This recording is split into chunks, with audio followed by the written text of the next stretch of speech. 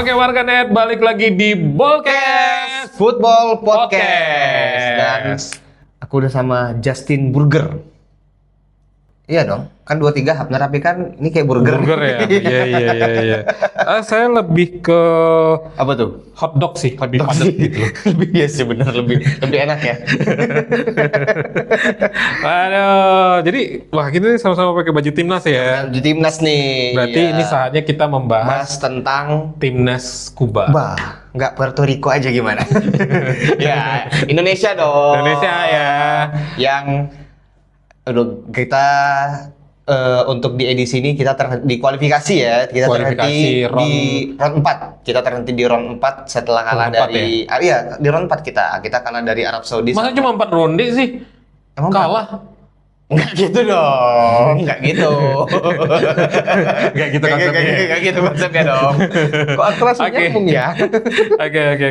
Jadi emang belakangan ini kan hype ya? Kita hype semenjak memang ditangani sama Coach STY ya. Betul. Hype kita naik banget. Membawa satu proyek yang menjanjikan. Betul. Ya. Dan memang sebenarnya tuh hype-nya tuh mulai berasa tuh kalau nggak salah 2022 kalau ya, berasa 2022. ya. Waktu kita lolos dari ini ya piala ini ya, kita lolos ke Piala Asia ya. Ya, kita terus menang adu penalti sama Korea Selatan. Betul. Yang main hujan-hujanan. Betul. Terus penendang penalti sampai 11 make up pemain udah luntur ya. Korsel pada luntur. Ya, itu keren loh, maksudnya Sintayong dia mau ngalahin negara dia sendiri. Betul, itu pasti dilema banget. Dilema karena apalagi gini, apa namanya, di Korea Selatan itu kan memang sebenarnya nggak di Korea Selatan aja sih, tapi di seluruh dunia lah. Betul. Pasti akan ketika kita melatih suatu negara yang bukan negara asal kita dan kita bertemu pasti ada rasa gimana. Ada rasa gimana. Bahkan ada satu kasus kalau misal kita flashback mundur ke belakang ya. Itu sebenarnya bukan negara sih. Itu di yang Piala Dunia tahun 2002 yang di Jepang, Korsel. Ada pemain Korsel yang nyetak gol. Dia nyetak gol ke gawang Italia dan ternyata dia main di salah satu klub Italia, besoknya langsung diputus kontrak. Ada kontrak. Aku lupa siapa gitu. Dan yang memutuskan kontraknya itu langsung presiden Perugia. Asosiasinya Italia. Langsung ini. Perugia ya? Perugia, dia main di Perugia. Main Perugia. Dan yang aku lupa namanya tuh. Iya, aku lupa. An Jung Hwan apa ya? Iya, aku lupa sih. Yang memutuskan kontrak itu adalah presidennya langsung waktu itu dari FIGC ya. Oh, langsung FIGC-nya. Langsung FIGC yang mutusin kontraknya gitu. Itu memang dilema banget sih kalau kayak gitu ya. Iya kan? Tapi ya itu namanya profesional sih kalau harusnya profesional. Betul. Tapi balik lagi nih soal Indonesia yang memang euforianya lagi gede banget. Lagi tinggi-tingginya kemarin. Betul. Tapi akhirnya harus kita kandas, menelan pil pahit ya. Iya, menelan pil pahit setelah Indonesia kalah pada waktu itu dilatih oleh temannya SpongeBob. Iya, Patrick. Ya kenapa? Kan namanya memang Patrick ya. Orang banyak bilang teman SpongeBob gitu. Maksudnya sama Patrick Kluivert dan yang kawan-kawan lah ya. Yang notabene itu gini. Dari dia aku menyimpulkan legend jadi pemain, tapi ketika jadi pelatih belum tentu bisa belum tentu memang. Karena biasanya gini, pemain legend jarang yang benar-benar bisa jadi pelatih yang hebat. Iya. Dan kebanyakan pun ketika di maksudnya dia jadi pemain bagus gitu ya. Tapi ketika jadi pelatih bagus itu biasanya kebanyakan pemain yang berposisi di gelandang. Kebanyakan gitu. Ya, betul. Kluivert kan kita tahu dia striker ya. Striker gitu. Contohnya ada nih Guardiola, ya kan? Betul, Pep Guardiola. Terus tapi Mancini striker. Mancini cukup sukses loh. Mancini striker sih. Iya sih bener. Mancini striker sih memang. Striker Italia dia dulu dan lumayan gacor. Iya. Lumayan gacor ya. Tapi maksudnya gini, pemain yang legend belum tentu punya jaminan bisa jadi pelatih yang bagus. Hebat. Betul. Itu nggak menjamin itu ya gitu. Nah, kalau lu lihat sendiri dari perjalanan timnas, kira-kira nih, walaupun meskipun ya kita udah jelas ya udah pasti nggak main di Piala Dunia 2026. Betul. Nah, tapi kira-kira menurut lu layak nggak sih sebenarnya kita main di Piala Dunia gitu? Kira-kira nih ya. Kira-kira sebenarnya belum sih. Kalau gue bilang ya. Walaupun kita sudah notabene ya memang kita diisi dengan pemain-pemain yang sudah banyak dari kita memang ada Jai, ya, ada Martin Paes, ada Emil segala macam yang mereka udah bermain di Eropa. Betul. Gitu. Mereka bermain di Eropa, tapi kenapa dibilang belum layak banget? Karena juga kita kualitas secara menyeluruhan deh masih belum terlalu gitu untuk bisa bersaing. Kita lihat aja kemarin kita ketemu Jepang, habis kan? Ya betul sekali. Ya, gitu. Nah, ngomongin soal Jepang nih, karena memang kan gini, kalau Angga sih sebenarnya menilainya ekspektasi kita yang terlalu tinggi. Karena dari awal pun sebenarnya Sintayong tidak menjanjikan apapun. Ya, dia hanya menjanjikan, bahkan Sintayong itu cuma menjanjikan sampai round 3. Betul. Ya kan? Cuma menjanjikan sampai round 3 aja. Dan mungkin kalaupun bisa keluar dari round 3 itu udah syukur alhamdulillah. Iya, dan dia bilang waktu itu kalaupun Indonesia lolos sampai round 4, dia bilang yang paling memungkinkan untuk lolos itu saat di round 5. Nah, harus ke round 5 lagi baru bisa. Iya, baru ada kemungkinan untuk lolos Piala Dunia. Kalau bisa lolos langsung itu kemungkinannya kecil. Ya, gitu. Jadi memang kalau nggak lihat sih memang ekspektasi kita Indonesia yang terlalu tinggi gitu. Karena pada saat itu memang kita banyak ngeraih hasil positif. Kita bisa ngalahin negara-negara yang memang notabene udah langganan main di Piala Dunia. Iya, apalagi ketika selesai Piala Dunia 2022 kemarin ya, kita kan ngundang juaranya langsung nih, juara bertahan nih. Dan kita termasuk yang bisa cukup mengimbangin gitu. Betul. Nah, walaupun memang beberapa pilar penting mereka kayak Messi nggak main ya waktu itu. Iya, kalau nggak salah.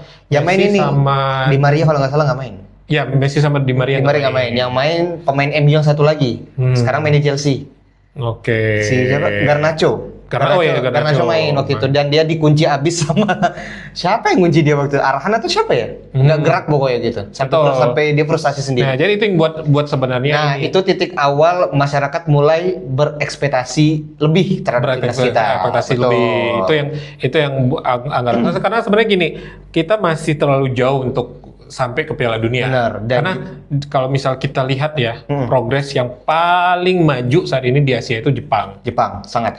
Bahkan Jepang itu ternyata fun fact-nya dia tuh memulai, maksudnya pemerintahnya melihat sepak bola ini harus bisa jadi satu fondasi yang menjanjikan masa depan itu. Mereka memulai dari 1980-an. Iya, betul. Dan menyusun gitu. Dan bahkan di 1980-an itu pemerintahnya sampai, Angga nggak tahu nih ya, ini benar apa enggak, tapi ini fun fact aja ya, seliweran di berbagai apa istilahnya media-media bahwa Jepang itu sampai membangun pop culture, ya betul, supaya masyarakat Jepang itu mencintai sepak bola, karena di era itu nggak ada pemain Jepang yang begitu populer. Betul.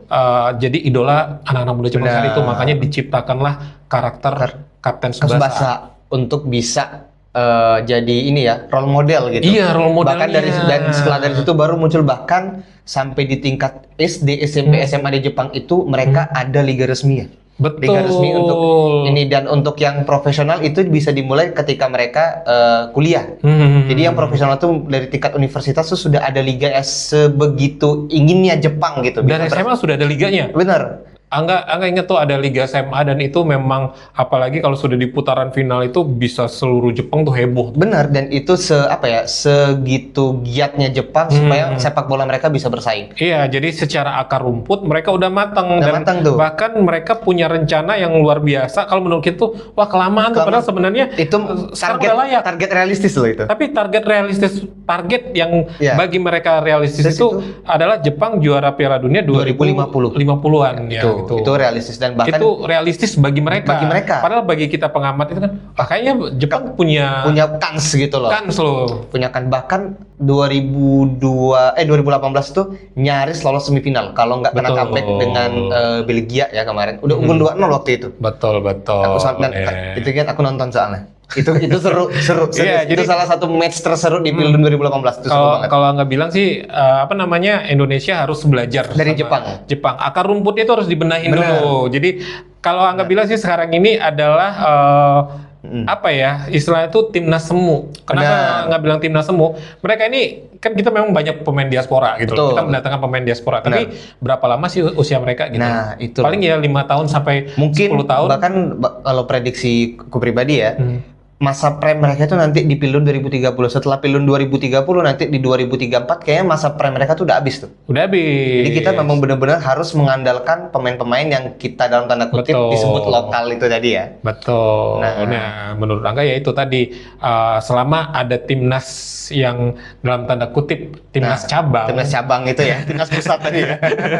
Jadi akar rumputnya harus dibenahin. Banyak kok pengamat bilang kita jangan bergantung dengan para pemain yang diaspora, tapi kita juga memang harus mengembangkan kualitas pemain lokal kita, khususnya juga dari tingkat sekolah tuh sebenarnya sudah harus bisa dikembangkan gitu. Nah itu dia ya. Iya, jadi gitu. Buat teman-teman semua yang nonton nih di channel RRI Jambi.net, boleh marah sih sama kita, boleh nggak setuju, kalian boleh komentar karena di sini ya. Iya ini, karena kalian itu opini pribadi, tapi kita lihat Jepang tuh sekarang banyak pemain-pemain mereka tuh yang berkarir di Eropa, banyak yang di ini loh, ada di Bundesliga, ada di Liga Inggris loh. Liga Inggris tuh ada Mitoma, ada Wataru Endo, ada Tomiyasu. Itu kan jadi kayak kayak Jepang aja bisa loh gitu. Mereka dari maksudnya lokal mereka bisa keluar gitu loh. Ini ya bisa bersaing lah. Bisa bersaing gitu. Ya, kita harus belajar. Memang prosesnya prosesnya lama. Nggak mudah juga, tapi itulah bagian prosesnya. Jadi itu dia ya buat warganet ya, buat kalian semuanya bagi yang nggak setuju dan kita boleh komentar di bawah ya. Dan tentunya buat warganet juga jangan lupa untuk update informasi-informasi terbaru seputar Piala Dunia di berbagai kanal, khususnya di RRI Jambi, di media sosial, ada Instagram di karena kita adalah media partner resmi ya untuk Piala Dunia. Kita menaikkan Piala Dunia secara terestrial audio. Kalau yang pengen lihat visualnya bisa langsung nonton ke TVRI. Oke, bersama saya Angga dan Hafiz. Ketemu lagi di Ballcast Football Podcast.